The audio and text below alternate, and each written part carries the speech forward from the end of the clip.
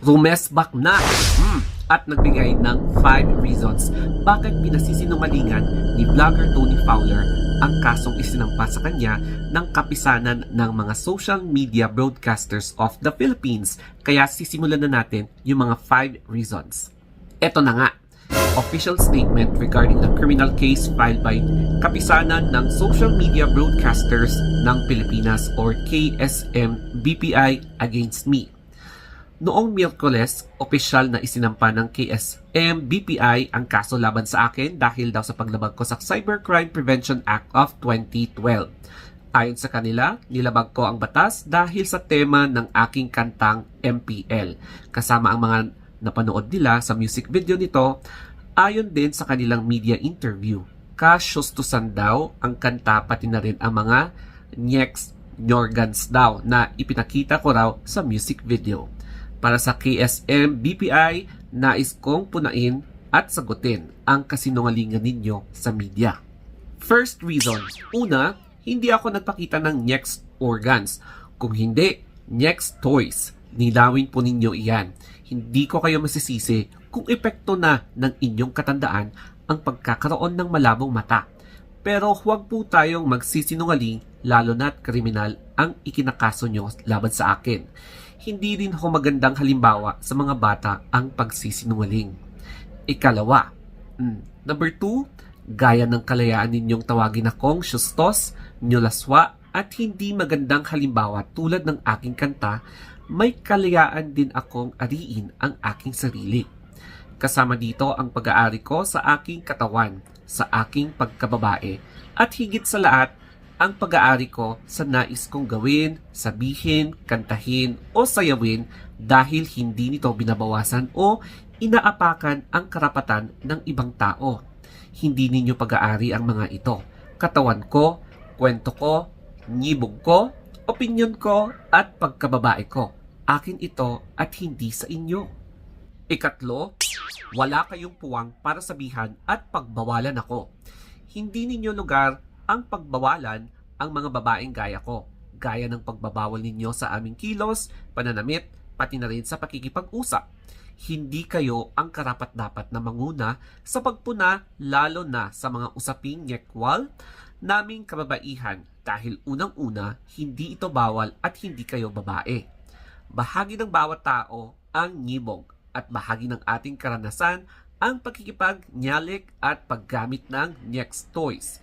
Hindi ko nakasalanan kung hindi ninyo ito naranasan o nararanasan dahil hindi ko pipigilan ang aking sarili para lamang sa mga gaya ninyo. At kung sakali man dumating ang araw na ipakita ko ang nyari ko or kahit anumang sensitibong bahagi ng katawan ko sa pelikula, man o music video, wala kayong pakialam dahil tulad ng MPL, hindi ko pinilit ipanood sa inyo ang mga ito. Ikaapat, kung nagawa natin magsampa ng kaso, sana ay nagawa din natin mag-research ng maigi dahil may BTS vlog at MV ng MPL at doon namin pinakita na pinalitan ng juice ang tequila at wala akong pinainom na alak sa kahit sino pa man sa aking mga nakasama. Daya ho ang tawag dito mga filmmakers. For artistic purposes ang eksena, hindi dahil sa gusto naming i-promote ang pag-genom ng tequila o hindi realidad ito. Hindi naman bawal ipakita sa pelikula o TV ang mga bawal sa batas dahil kung ganoon, bakit maraming eksena ng nyutayan at naeere sa primetime, hindi ba? Nakakatawag isipin na tila ba hindi nag-e-exist ang salitang props o daya na ang isang eksena ng ginuman ay kailangan jalak talaga ang ipainom para ipaliwanag ko pa ito ngayon. Hindi naman ako ang kauna-unahang gumawa ng ganitong eksena sa balat ng pelikula o telebisyon. Pero bakit parang kasalanan ko? Panglima, walang minor or bata na gumawa ng nyakwal na eksena. Kung tutuusin ano bang pinagkaiba nun sa mga teenage actors and actresses na gumagawa ng mga nyakwal na eksena sa TV tulad ng mga panginyalay sa mga drama? Ano ho ba ang pinagkaiba nito sa mga child actors na parte ng isang rated 18 na pelikula? Isa pa, hindi na dapat nating sinesensor ang usaping nyakwal sa mga kabataan dahil bahagi ito ng ating katawan at karanasan. Hindi dapat nakakaramdam ng pandidiri at pagkahiya ang kahit na sino pang pinag-uusapan, napapanood o narinig ang sexual na parte ng ating katawan o ang mismong ideya ng pagkikipagnyalik dahil mas itinutulak nito ang karamihan para maging bukas at matapang sa iba pang usaping konektado dito tulad ng pagninyolay, hindi palanadong pagjojontis at iba pang bagay na kadalasang kaming mga kababaihan ang nakakaranas. Sa huli, gusto kong sabihin sa inyo na matapang kong haharapin ang mga kasong inihain nyo laban sa akin dahil kahit na ano pa ang itawag nyo sa akin, taas noo ko itong haharapin at sasabihin ako'y tahimik lang sa umpisa pero marunong akong lumaban kahit di nyo ako pilitin. Ito, yung MPL music video na screenshot from Tony Fowler's YouTube. So, marami ang sasabi talaga na obscene yung presentation ng music video. That's why hindi daw siya angkop sa mga minor viewers.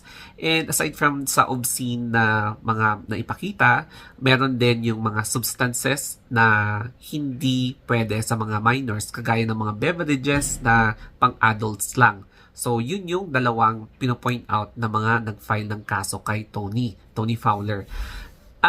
The other side of the story naman is all about freedom of expression sa kanyang music video and women empowerment. So, as a woman, so pinakita niya na meron din siyang, merong kakayahan ang mga kababaihan na ipakita yung kanilang independence, yung kanilang power. So, definitely, yun ang gustong ipabatid ni Tony Fowler or ilan sa mga gustong ipabatid ni Tony Fowler sa music video. Kaya nanganganib talaga na pwedeng maharap sa isang case ang music video ni Tony Fowler and Tony Fowler herself.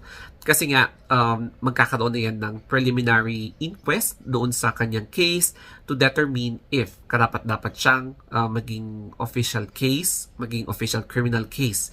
And syempre, pagkahandaan yan ni Tony Fowler, nakaka-stress talaga on her part kasi mag-allocate siya ng time, energy, money, syempre, kasi maghahanap siya ng abogado para to defend herself.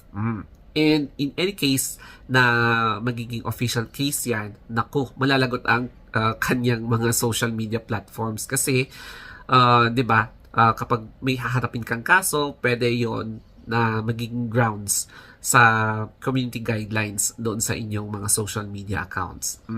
I really hope na makahanap si Tony Fowler ng magaling talaga na team of lawyers to defend herself and para ma-resolve kung ano yung dapat na i-resolve sa kasong ito.